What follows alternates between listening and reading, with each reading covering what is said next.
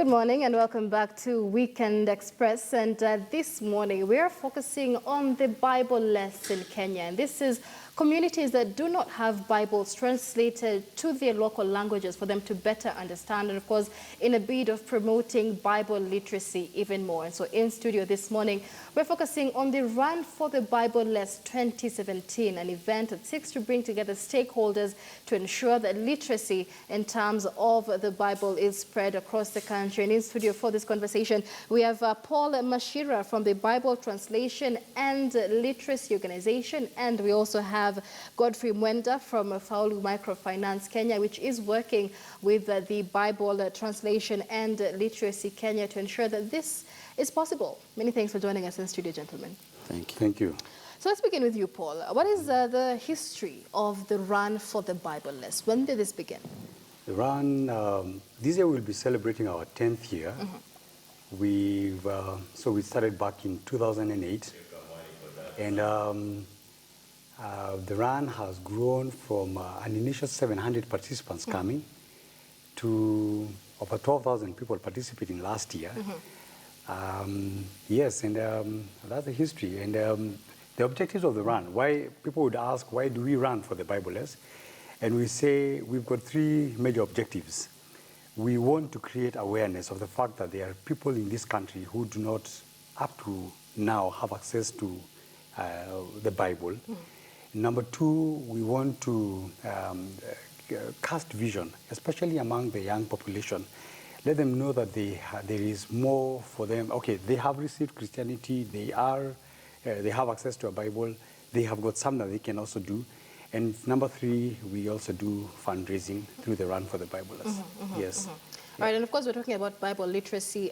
Godfrey, how long have you been in partnership with BTL? Thanks, Michelle. Faulu has been in this partnership with BTL for the last 3 years. We've been able to work together with BTL. We started with a sponsorship of about 3 million, which has grown over time to actually this current year we're doing a sponsorship of 5 million for BTL. That's great. That's great. Yeah, actually, Faulu has been on board much longer. They came on board as title sponsors for the last 3 years, but in the real sense, pretty much the 10 years they've been around, though in a smaller scale, but they came to the fore 3 years ago when they became the title sponsors for the Run for the Bibleless. Right. So let's focus on the process involved in this, because this is about spreading literacy, but levels of illiteracy in our country, especially in the rural areas where I'm sure is where you're trying to spread this, is rather high. So where do you begin? Do you begin with assessing the level of literacy there? You know, in Kenya, we basically talk about, there are two language groups in Kenya. We've got the large language groups. What happens in Kenya when you do the census, you talk about the large language groups, and then down there, you have got others. We deal with the others. What many people don't know about the others is that their language has never been developed into a written form. Language is a science. I'll give a very quick example. If you go to the Bantu language group, whereas English has got 5 vowels, the Bantu languages have got 7 vowels. They have got a funny U that has got a kofia, and they've got an I that has got a kofia. Somebody must have said among the Bantu, listen to the way they speak and come up with the conclusion that there is a noise that they make when they speak that cannot be captured within the 5 vowels. And so they develop the additional 2. Now that's what BTL does. We go to communities whose language has never been developed into a written form.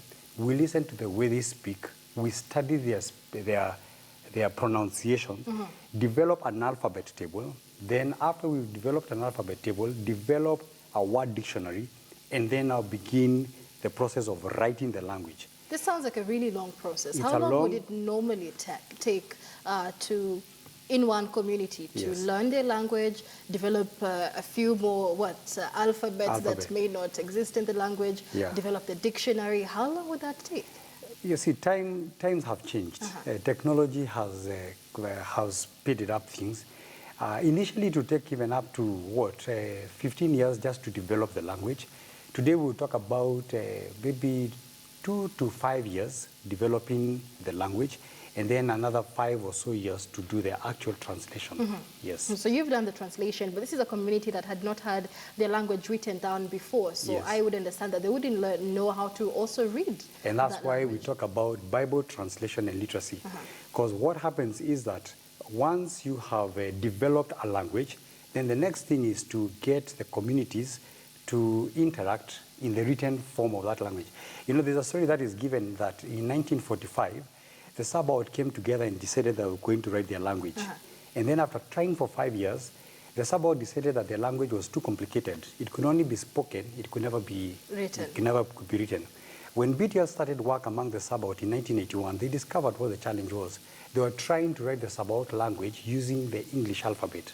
So we got into this tedious process of developing the language, and you'll be surprised that whereas English has got 5 vowels, the Sabaot has got 15 vowels. Wow. So anyway, after that has I would happened, imagine that would be very difficult to develop. that will be language. So after that was done, then now we develop primers. You see, we are not just about Bible, we are about Bible and literacy. Because what's the point of having a community with a Bible that they cannot read, that they cannot, a pastor cannot be able to make notes from to go and prepare his sermon. So we, in addition to developing the alphabet, we go into the details of developing primers. Those books that teach you that this is how you spell cow, cat in this language. We also develop other materials beyond the Bible, like we talk about HIV and AIDS material, water and sanitation materials, so that when people are interacting with a new language, they're not just interacting with it in terms of the Bible, they're also interacting with it in the day-to-day scenarios that they encounter. And so Godfrey, as Faulu Kenya, why are you sponsoring this initiative? Wow, just as Paul has said, of course that says that it's quite an intensive program that BTL does. And one of the key things that Faulu has come in to partner with BTL, one is of course in line with our core values. That we feel that our core values as Faulu, as a business, they're really in line with what BTL believes in and what BTL is it's running for. And also as a business, our greatest mission and vision of the business, we feel that we're really in line with what BTL is really pushing into. Because partly, as you just saying that besides them writing the Bible in the dialect of various communities that we have, the 23 people that the 23 communities they're working with, definitely Faulu comes in also to do the financial literacy within the same communities. So that as they do the addition of getting new languages, writing new materials, writing the HIV stuff and all that, Faulu also comes in to give value also to the same communities, also to uplift their financial standards. So that as the same communities come in to grow into new languages and new developments, they're also developing themselves economically. So that as, of course, in line with what the government is basically doing about the Vision 2030 and all. So Faulu really takes in the center stage to find out that we're coming in to participate within these marginalized communities that most of the people really don't focus on. Yes. And I mean, how sustainable, Paul, is this project? Because I would understand Faulu would get into a community and start the Bible literacy program, but after Faulu leaves, the community, are there systems to continue with the literacy, the teaching? Because teaching of a language and teaching people, especially adults, to read for the first time doesn't happen overnight. Yes. Now, you remember I said that once you develop a language, the next thing is to take the community to a place where they can be able to interact with that language in its written form. So there is a government policy that stipulates that within homogeneous communities, children in that catchment area should actually be taught in their mother tongue. Now, that is called mother tongue education, MTE. And how do you teach children in their mother tongue if there are no materials for them to be taught, if there are no primers for them to interact with in school? So what BTL does is, once the language has been developed, we develop materials that can be used in the mother tongue education programs within the different counties. One of the biggest stakeholders of what we do is also the county governments. We would work with the county governments to be able to either fund or facilitate the distribution of the materials that we have developed within the local primary schools. Now, adult education is true. It tends to be, it's difficult more than, yeah. But you know, when you talk about adult education, you will deal with them at their level. There will be someone who wants to learn how to read so that they can be able to do business. There's a lady who came and said that for the longest time, every time I go to do business, my daughter or my granddaughter is the one who comes to write down what it is that I've sold. I want to know how to read and write so that I can be able to to actually write down what it is that I have sold. Another person will say, I have always wanted to read the Bible because it's only the priest who reads this thing. I want to know how to read, not for any other reason, just to. But then even Marugi, you remember there's the old man Marugi? Yes, I do. Why did Marugi want to learn how to read and write? His greatest motivation was finally to be able to read the Bible. So different people would be motivated by different reasons, and BTL then allows for these reasons to actually be, or these desires to actually be fulfilled. Right. Yeah. So 10 years for the run for the Bibleless, how many communities have you managed to reach? All right, so BTL at the very onset started with about 3 communities. Today we are working among the 23 communities. Because of last year's run for the Bibleless, which was the biggest and most successful by any standard, we had about 12,000 people running for the Bibleless. We were able to start 2 new projects, the Tachoni and the Ogiek. We have been able to spread our wings. We have currently on the waiting list, there are some communities that would want to have us come on board. We have got the Sangwer in Charangani Hills, wanting to have their language written. And so yes, we can say we are currently in 23 communities. Out of the 23 communities, we have got 7 complete Bibles. We have got 7 New Testament Bibles, and work is going on among the same language groups to get the Old Testament and 1 complete Bible. So in total, we've done 7 New Testaments and 1 complete Bible. All right, and I'd like to speak about the challenges a bit later on, especially on what gets lost in translation, because that could be a bigger challenge with these languages. But Godfrey, having sponsored some of these projects in 23 communities so far, what developmental impact have you seen this make? Beautiful. One of the things that I would mention, and probably would pick it from where I stopped, is part of the businesses of Faulu is to do community business. We got community business, we got retail, we got the SMEs and all that kind of a thing. But the community business that we focus on the community business of where people really, they are in the grassroots. They may not have very nice banking histories, that kind of a thing. It's people that probably in a group setup. These people that are in a group setup, and of course they start borrowing and start taking loan facilities of as little money as 20,000, 50,000 to start their small micro businesses. It's people that most likely that you find that they're not literate, that you would say. That there are people that they're not able to keep their business records, they're not able to read, they're not able to write, and all that kind of a thing. So as we work in partnership with BTL, of course they're coming in to bridge that gap. Where you find in this Mama Mboga seated somewhere in Pokomo, Upper Pokomo. And this person is want to join in Faulu and borrow, and they still want to run in their small business so that they can be able to develop themselves economically. So find that when BTL does a translation and does a language for them, so it means it's much easier to work with this customer, and you can develop the same customer from just a small micro client who is able to take a loan of 50,000, and this person is able to grow all the way to a customer that can run a business of millions. Right. Which really to me is a great impact for Faulu to the community, because really you're able to grow people economically and you're able to move them steps and they're able to progress. And definitely this person appreciates, because I know the kind of business that I'm running, I'm able to track my records. I'm able to record my transaction. I'm able to really review the kind of business that I'm doing. If I walk myself to a banking hall, or if I'm able to do my banking from my mobile phone or something like that, it's something that I can understand. Because it is simplified in a way that a customer can be able to translate. But if, of course, a customer doesn't have the simple, basic understanding of a language, of course, it means that it is a difficult thing. I think to mention that Paul hinted is with Faulu, with its coverage across the nation, it means that we're able to give BTL a big support from our side.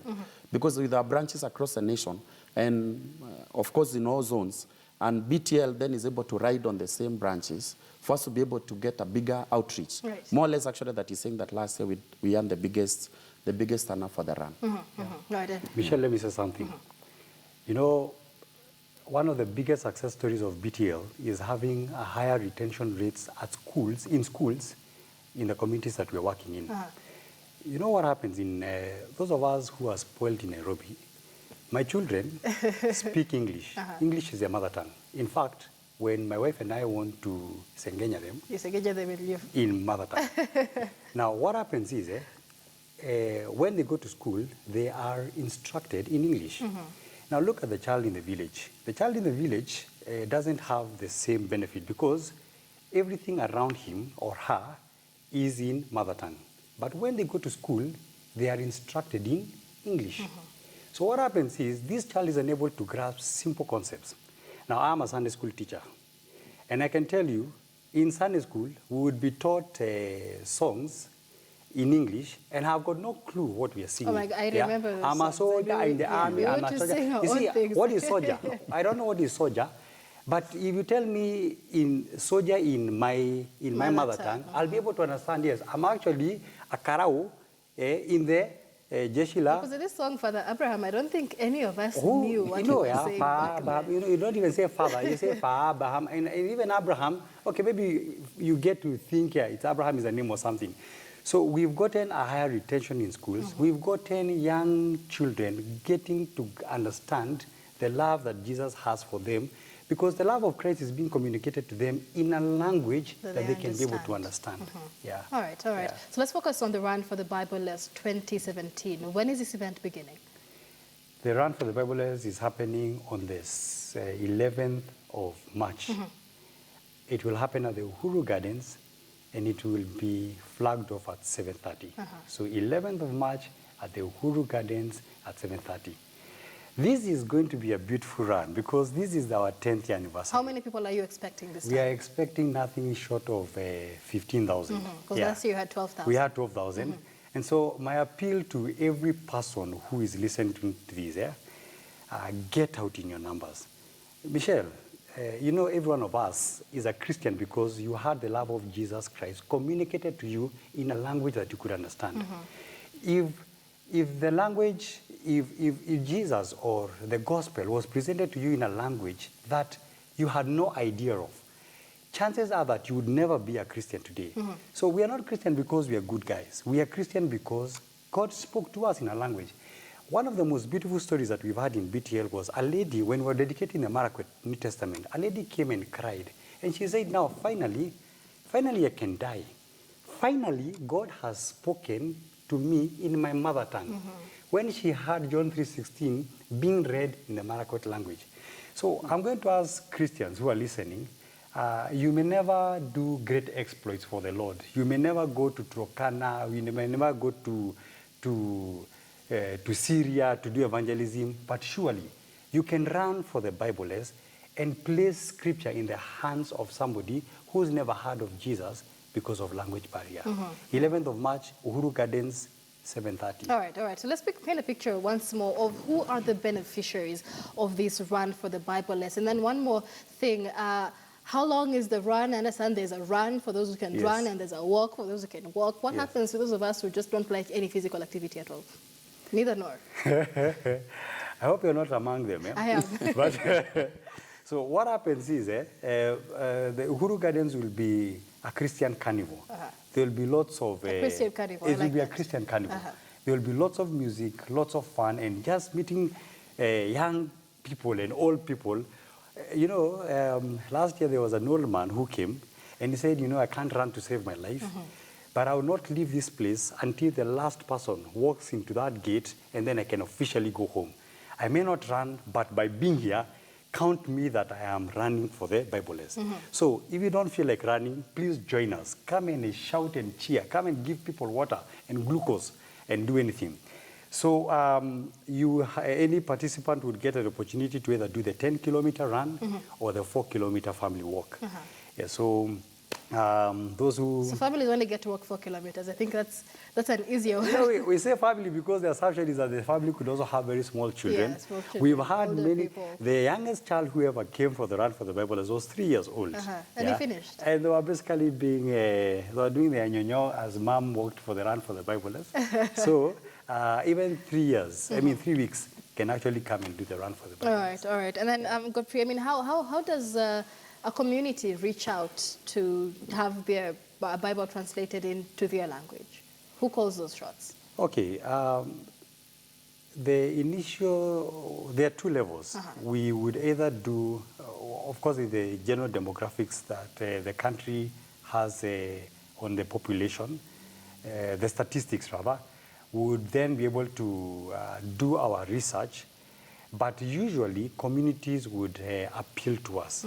They would approach to us and say that we are desperate, would want to have the Word of God written in our mother tongue. Now, other people actually approach us to not only translate the Bible, but actually to preserve their language. Do you know, historically, the Bible is the one document that has, throughout the world, been known to preserve language. If you go to many communities, and in fact, maybe talking to especially the older generation, they will know that the only library that existed in their family was the Bible and the hymn book. Yeah, that was the only library. Back in the day, of course, Nation, Standard used to be read in the cities. Of course, nowadays things have changed. But the Bible and that hymn book have consistently been the one area that the language has been perpetuated across the centuries. So people would then approach us and say, would you come and help us develop our language into a written form? People will come and say, how come when we go to Dallas, we have got a Luo service, or we have got a Kikuyu service in Texas? And everybody has their own Bible. Yeah, and here we are in Kenya, in Mount Elgon, and as Cherangani we don't have a Cherangani, we don't have a Cherangani service. So they will then, sometimes it could be out of the pride of the language. They want to preserve the language, but many times it could also be just the desperation of like, we have read the Bible in this language all our lives, but we don't understand this thing.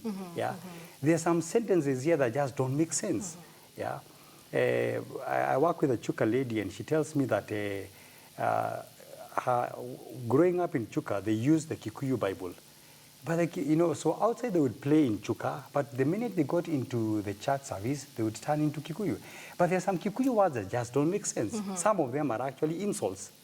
So in their language. In their language. So they actually read this thing, because the Chuka and the Kikuyu, they're kind of similar, but they are like, wait, how can you say this about Jesus? Right. And so many people actually rejected Christianity, not because they really don't care, but because this thing is a colonial thing. The Kikuyus are trying to colonize us. We don't like these guys. And so people would approach us for different reasons. But the biggest that we've seen is usually initiated by the church. The desire for pastors to be able to communicate the love of God in a language that the people that they're communicating to understand. Right. And Godfrey, before we wind up, talk to us about the personal impact that you've seen this make in people's lives. Oh, great. So in terms of the personal impact, I had an opportunity to go to the Upper Pocomo. Yes. When BTL was presenting the book of Luke. The book of Luke. In the upper community, in the Pocomos. And I got an opportunity to talk to the people from Faulu perspective. And incidentally, actually, one of the things that I met is that I met some customers of Faulu in Upper Pocomo in some place. I think it's called Ola or something like that. And basically, it's finding that it's people that in the middle of a community where there is not any other bank or there is not another financial institution that exists in this community. But you find that these people, by the association that we have with BTL and the association that BTL is doing, they find that this is a person that they want to identify. Something very important that Faulu has believed in and is really our greatest focus is that it is a transformation agenda. That basically, as we support BTL, in us and in our minds and in our thinking, we're thinking that this is a transformation agenda, that we think that is going to go beyond the limits of the normal transaction business that we need to do. And second bit is it's a gift back to the community. Out of the business that we do, out of the monies that we make, we want to give back to the same community. that participated in giving us our profits and all that, we want to pay back and say that, fine, we want to do it as a corporate social responsibility to these communities and say that, fine, we're giving you back. And in the manner that we want to give you back is in a manner that is sustainable, much longer than within the simple limits. Because basically, I would imagine that it is true BTL is doing this for Christians or for the Bible, but I would imagine even a Muslim in a community sitting somewhere would read an HIV brochure. Because you're doing more than that. Because you're doing more than that. Exactly. It's just beyond the Bible, and it's beyond focusing on a Christian. Edu person sitting somewhere will read a government printout or something. Because like I remember when we went to the Upper Pocomo, I remember the person, I think a county representative, saying that at least for once now they can be able to communicate to their county and the people within the society, even in their mother tongue. That means that thing will not only be read by Christians, it will be read by everybody within the same community. And of course, as where Faulu sits, our service and our transformation agenda as a business is not only to the Christians, it's to everybody. It's to everybody that, of course, Faulu is having. And is your able clients to are not just Christians. Yes, they're not just Christians. You know, when we dream, we dream that the Kenyan constitution would one day be translated into all the languages, so that people can You should start doing that yourselves, along with the Bible. Yeah, that's true. And that's why we need to run for the Bibleless. We need to harness resources so that we can get done with this. And we pray that people can be able to interact with their language in all its different, in the different correspondences that they interact with. Many people will say that as long as so-and-so has read the Constitution as we are set, but maybe it's because they can't read English. If it was to be put in a language that they understand, then it will be good. Could I say something? Yes, just one last You thing. can register for the Run for the Bibleless at any Keswick bookshop, at Biblical bookshops, and at the Scripture Union bookshops. So I'm going to request everybody, a t-shirt is going to cost you 1,200 shillings. And please, let's have as many Christians going to any of these bookshops to register for the Run for the Bibleless. Right, and Run for the Bibleless 2017. Gentlemen, thank you for joining us here. Paul Mashira from the Bible Translation and Literacy, as well as Godfrey Mwenda from Faulu, Kenya, who are in partnership for this year's Run for the Bibleless 2017 as they seek to spread Bible literacy to most local communities in the country. And that conversation brings us to a close here on Weekend Express. We thank you for watching. My name is Michelle Ngele. Have a good morning. I'll be